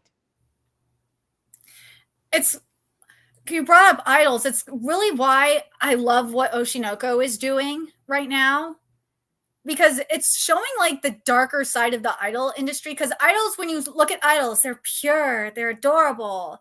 They have to put on this facade. But where we're at in Oshinoko right now, we're definitely seeing a darker side right now. And the thing that's been frustrating me, and I talked about this with you yesterday when the chapter came out, the fandom, quote unquote, is more focused on the incest, because there was a kiss between Ruby and Aqua, than the actual context of the situation. Because what they're doing is they're doing a movie based on Ai's life called The 15-Year Lie. And leading up to it, we saw that Hikaru, their father, I'm spoiling it, deal with it, was getting, if you guys have heard about what's going down with Drake Bell and the kids on Nickelodeon, that's what was happening to Hikaru. But he was getting molested by women and taken advantage of by the different women in the acting school they were at. And at the end of the most recent chapter, because they were rehearsing the scene, the whole chapter was them quote unquote, rehearsing the scene for the kissing scene for the next day. What's basically being implied is, because Hikaru did murder Ai, is that it seems like Hikaru murdered her because she ended up being one of those women. That's what I'm getting from it. So it's just weird that everyone's so focused on the incestual content, when it's like, dude, you're not looking at the bigger picture. We're learning about the motive behind Ai's murder. We're learning why Hikaru is possibly, I'm spoiling it, deal with it. He's the producer of the movie. Yeah, he's funding this movie. Aqua don't know that. As far as I know, Aqua don't know that. Why Hikaru is the producer of this movie. It's just wild. I can't stand these people. And a lot of them are Zoomers, and they're more focused on fictional incest than the bigger picture of everything. And yeah, I know the Oshinoko manga is incredible. If you want to know the inner workings, like the darker side of the industry, that manga is amazing. What Aka's doing is incredible. Oh my God, it's so good. The fact that they're exposing not just the pedophilic side of things. Now, they exposed the casting couch too, prior to that. Certainly. Yep. But yeah, casting couch culture in Japan is obviously a little bit different than it is here. Mm-hmm. But yeah, it still exists. And the way that they executed it, it made me think of, how in Me Too, during the Me Too movement, when all these actresses were coming out and saying that was not consensual. You went there, you went to that director's house and you did it. Or not director, you went to that agency's place, you went and to get your acting career, you did it consensually. So that is your fault. That's what I was thinking when I was reading that chapter. But yeah, it's just incredible seeing the Japanese entertainment industry's perspective and comparing it to Hollywood and seeing how similar it is. Well, it's something that's probably really been around since the dawn of time. Is that when you get into any type of show business, people will take advantage of you if they have the even slightest opportunity to do so. Well, but seeing a male victim going through it and being it's not just one woman doing it. No, based on, I think it was 142 or 141, it was several older women preying on this kid, on young Hikaru, who was in middle school. I think he was like 12. And several women doing it. So you also had an article go up over on Bounding into Comics. Wow, my mouth sync is off. Sorry. Oh yeah. Legendary. There you go. Yeah, Tarako died. This was we found out this was within 24 hours, less than 24 hours of Toriyama's death. So Japan's been through an emotional roller coaster. The thing that with this death in particular that was very interesting was that according to her agency and also the production team, was that she was recording lines for Chibi Maruko in the hospital.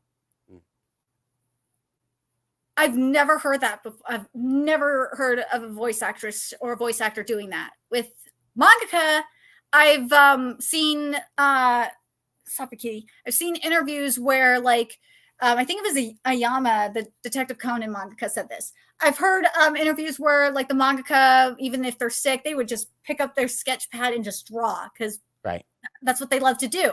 That, and their editors told them not to do it, despite, contrary to popular belief, where there's like, oh, the editors are forcing. No, the editors don't want them to do it. They just do it anyway because that's what they like doing.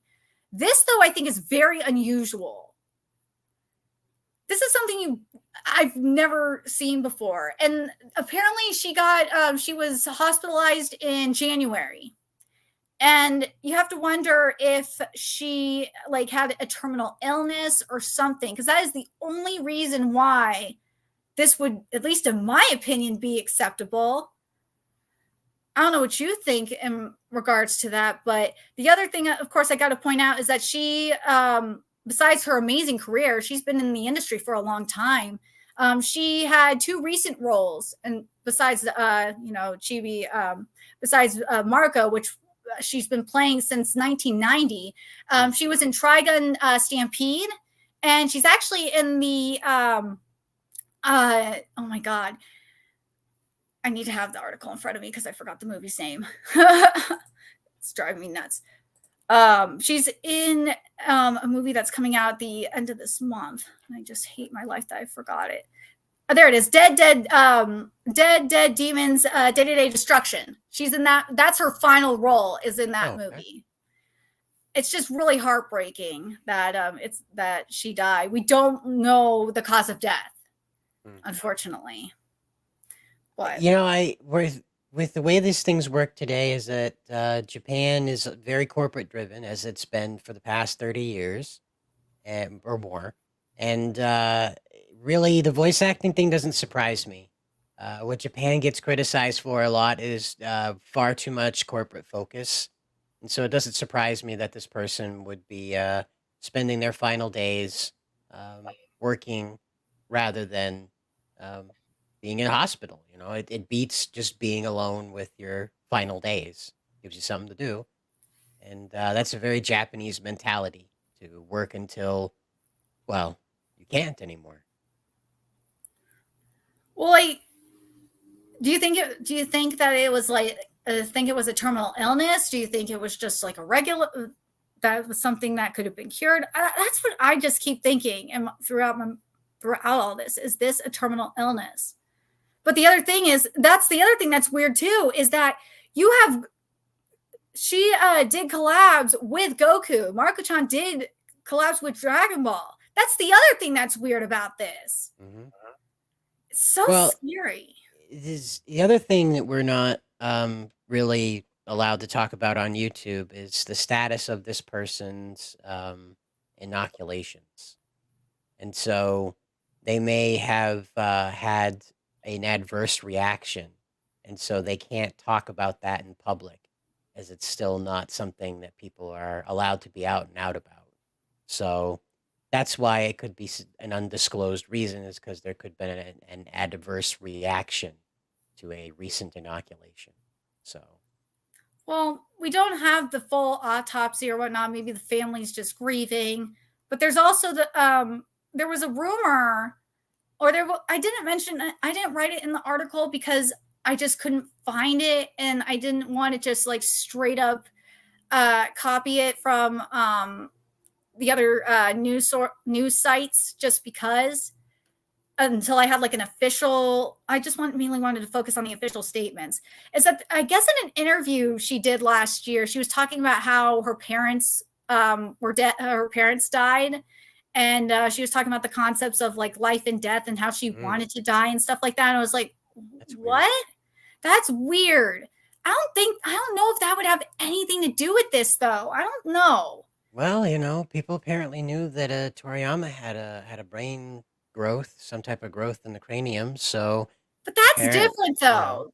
That is more explainable. Like, she could have had cancer though, and just decided not to fight it. You know, that's what I'm thinking. If she had like a terminal illness, like a like stage 4 or like a stage 3 cancer, or just an untreatable cancer or something like that, then I can understand if she was like hospitalized and the prognosis wasn't good and she just wanted to live out her final days recording.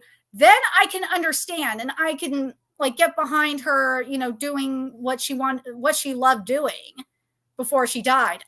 I can understand that. But if it's something else, then that's just not going to sit right with me. Yeah. Well, that makes sense. No, I understand. And we may never know. It's really, honestly, on the global scale, it's not really our business, unfortunately. Yeah, it's not. But it's just closure. So sad. Like, I feel bad. And I talked to my my anime insider is a director at Aniplex. And I asked him about this too. And he didn't tell me. I have to get back to him. I'll have to ask him again about it. But it's been an emotional roller coaster over there. That's what he told me. Between Toriyama dying, finding out Taruko's death, and then, you know, Godzilla winning the Oscar. Like, it's just been so insane emotional over there. It's a roller coaster over there. But seeing Godzilla win the Oscar really was something they needed. Especially with that speech. Oh my God. It really hit. But we'll see what happens from here. With Dragon Ball, we'll get more information when the chapter comes out on the 20th. Daima. Oh, I almost forgot about Daima. Daima was originally supposed to be a web anime, but after Toriyama's passing, it is going to be getting a television broadcast, at least in Japan on Fuji TV. It will be on Crunchyroll, from what I know. I really would love, I know some people are kind of like iffy about it. I really would like to see it get, if Kaiju number 8 ends up working out, I'd like to see it live streamed on Twitter. Yep. I think that would be awesome. That would be fun. I think it would make it more fun if it was live streamed, because then we could chat with people and like people around the world and just really enjoy it. You never know. You know, they might get wise and try it. I mean, of all properties, this would have the most likelihood of success, at least in the first few episodes. So, I mean, I don't know how Kaiju number 8 is going to work based on the trailer. That trailer is such a letdown. Has me worried. Compared to like what we saw with Suicide Squad Isekai, like that is exciting. That looks like fun. The art and animation looks amazing. I mean, I have faith that production team. Well, mine's the director, because the director's a rookie director. I have just the amount of talent you have with the script writing alone. That has me excited. Well, and clearly DC just put a bunch of money in it and let it on autopilot. I did not get really any woke vibes out of that at all. No, you ain't getting no. Tappe is not going to let you wokeify their work. No way. Because I mean, you have wokies trying to make Felix, you know, the femboy in ReZero trans, and Tappe is like, no. They said no multiple times. Felix is a boy. He is not trans. So Tappe doesn't mess around. All right. Well, we can hope that they have it right. I mean, everything looks okay. I mean, Harley's costume is a bit much for me, but it's okay. I don't hate it. Harley's is a bit much for me. He wanted Harley to look good. It's just one of those things where the tiny pants always bother me. I don't like the tiny pants. Like, you know, it's just what it is. Which one's your favorite of all of them? It would be the original Harley with the jester's outfit that's head to toe. And that's because I grew up with it, really. I have the most nostalgic No, I'm connection to talking that. about the isekai designs. Like, Oh, which one those ones? Oh, Yeah. Shark, King Shark. He's just adorable. They You should wanna have like little protect him? plushies. Yeah, they should have like little plushies that you squeeze his belly and he says he's hungry or something. You know, like the Pillsbury Doughboy. You know? That something silly like that. He should be in that Walrus taxi driver one. He should show an up in Odd that. Taxi, like have him do a crossover with Odd Taxi. Right. And the odd taxi driver's like, this is odd. you know? you know? Just something strange, like them recognizing they're two animal characters in an otherwise not animal character centric world. Such an amazing like cross promotion. Yeah, like King Sharks have like hired him to be a getaway driver for a bank heist or something. So they're speeding around Tokyo, and you've got a giant shark man hanging out of the back of a Civic. Oh my god! Oh yeah, Spice and Wolf is coming. Oh, the Spice and Wolf reboot's coming out. That animation looks gorgeous. Did you ever read or watch Spice and Wolf? No. See, I'm a Toonami guy. Shoujo. Oh, it's so good. Mm. But yeah, Ranger Rejects coming out next month. There's so much stuff. It's going to be on Disney Plus, so I worry about it. It's going to be on Hulu for US. It just bothers me. Disney's fingerprints always give me the heebs, and I worry. Okay, here's the thing. This is what I've learned from Hulu ones, especially compared to like Crunchyroll. If Viz isn't touching it, you're okay for the most part. But for Kodansha adaptations, Disney Plus has been pretty, because Disney said that anything that was going to be sent out of the country for other countries was going to be uncensored, because that was a big concern. Outside of what we have with Bleach, because Viz is a asshole, it's been pretty good. We haven't had that many problems. Summertime Rendering was uncensored for the most part. I think Tokyo Revengers was okay. Tokyo Revengers anime didn't have any problems. Unless I have to double check and make sure the manji was still there. That might be the only. I'll have to double check. The manji might not be there, but that's because other stupid crap. But other than that, I think everything else has been fine so far. But if that is the case, then and I would just do this anyway, just use a VPN and go watch it on an Asian streaming service, because that's where you will guarantee you it will be uncensored there. Yeah, you'll live longer too. Yeah, the Asian strip Muse Asia is by far the best. And someone tweeted this, and I have to watch the full stream. I gotta find out if this is doing the localization for Dandan's subtitles or not. But Dandan's in the trailer, compared to like Crunchyroll, they like fully translated the kanji in the trailer. Crunchyroll did not. Nope. In the Crunchyroll trailer, they did not. I was like, what? Well, they're focusing on fans that are already fans, and quite clearly those fans apparently read Japanese, so why do we have a dub service? Yeah, Muse Asia actually, from what I heard, they hired a fan translator. What a surprise. Yeah, Crunchyroll has their own in-house team. I guess they're not, because Katrina, the infamous Katrina, was working there for a while. I don't think she is anymore. She got fired from Funimation a while ago, and I think that was before the merger, if I remember correctly. I'll have to double check on that at some point. But yeah, things could be so much better. If only we could just get localizations from like Muse Asia on streaming services. We would not have this problem. It's coming. It's coming soon. I can feel it on the wind. Hollywood's not going to be able to meet the demand this year, and a lot of people are going to fall into Japanese and Korean media because of it. And that's where we're going to be. Oh yeah, we should have mentioned that too. Because it's gone mainstream, because some of my my friends that barely watch anime or are just watching mainstream anime know about it. Parasite is getting its second adaptation, live action adaptation. and it's going to be it had a live action adaptation already, and it was made by the Japanese, and the second one is being made by Koreans, which should be. I don't know what that means.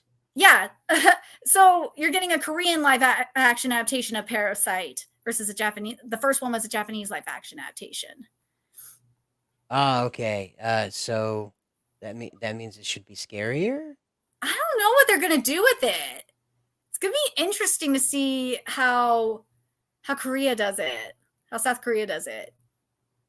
Well, this was what the Japanese came up with for their live action version. So, you know, most likely the Koreans will go with something similar.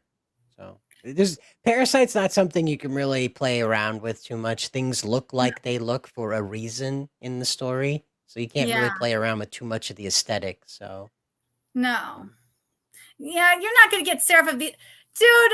We haven't even gotten like a I'm still waiting for it because it's like the 10th anniversary for Twin Star Exorcist, and that anime needs a freaking reboot.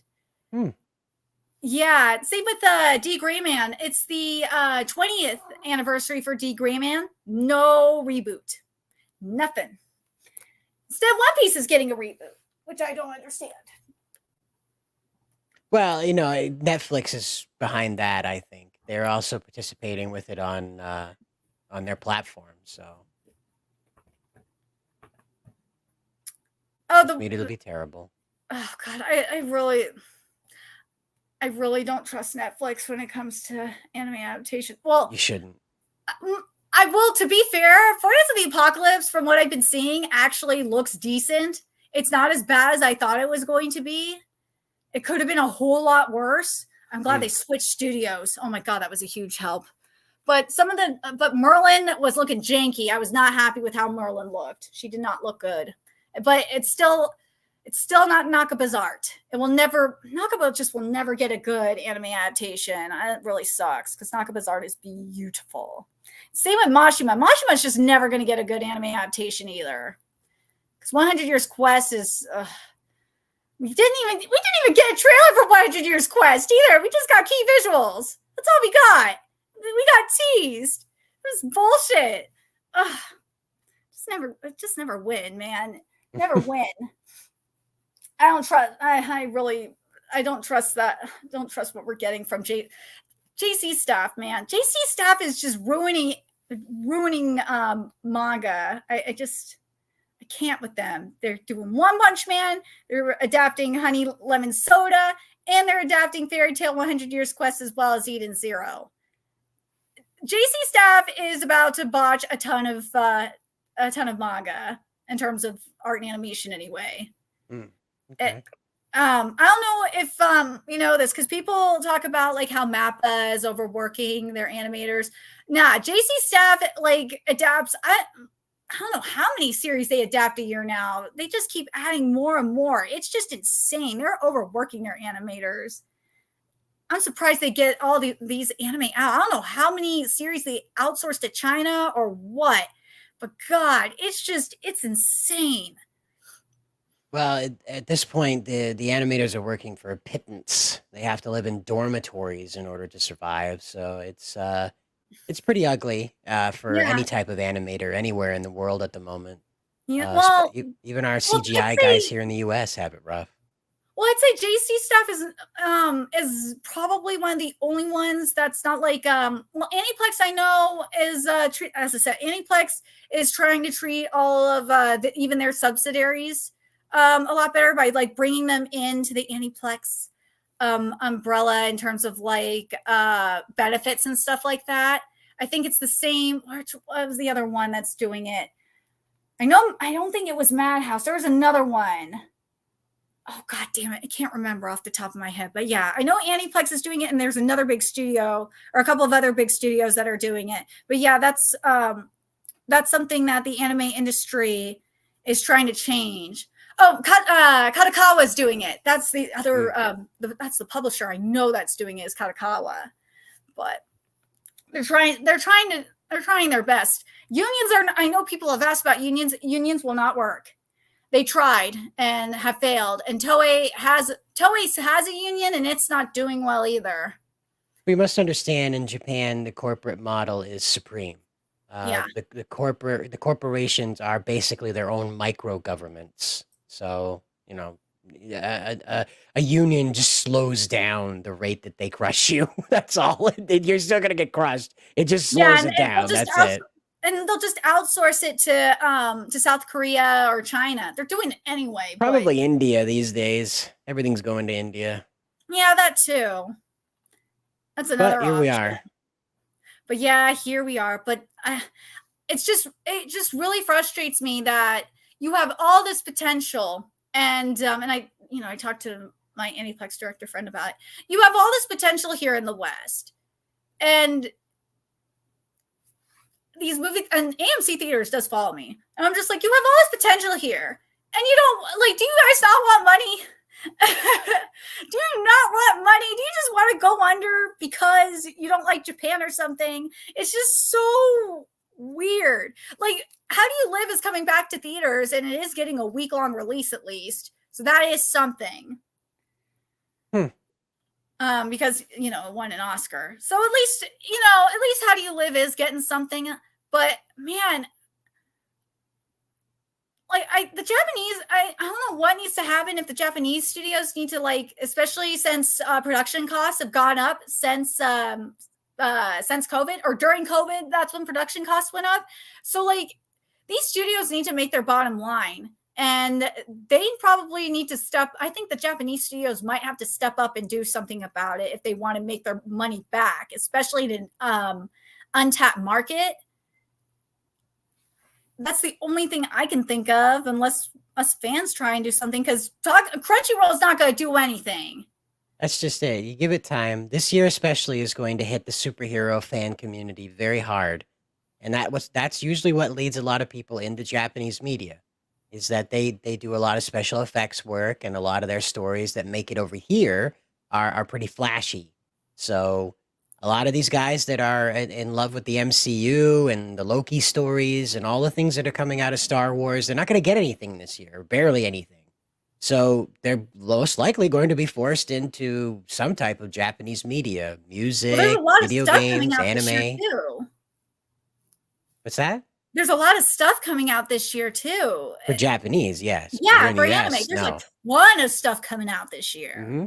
Because they didn't have a strike that lasted almost a whole year. Yeah. So. I said it before, and I think I told my Aniplex connection this. I was like, dude, this is the time to put out Japanese media while the strike is going on. This would be the perfect timing for it. And maybe we'll do this next week. I'll have to find it. But someone sent me the differences between the global release of the Super Mario Brothers movie and the Japanese release of the Super Mario Brothers movie. Because for those of you that don't know, Miyamoto came out and said last year, he said that the Japanese script is going to be completely different than the global release script. And is it different? It is. And there's a reason why the Japanese release should have had a longer theatrical release, if you ask me, but there's a reason for it. It's complete. There are quite a few aspects that are completely different. So we'll have to wait and find out. Yeah.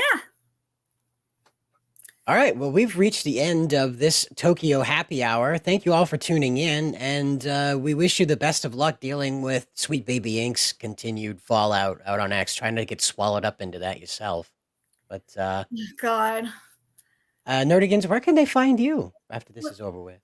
You can find me covering anime and manga on my YouTube channel, Nerdigans Inc., and on Twitter, where I am documenting all the insanity in multiple threads on Packer Girl at P9CKER_GIRL.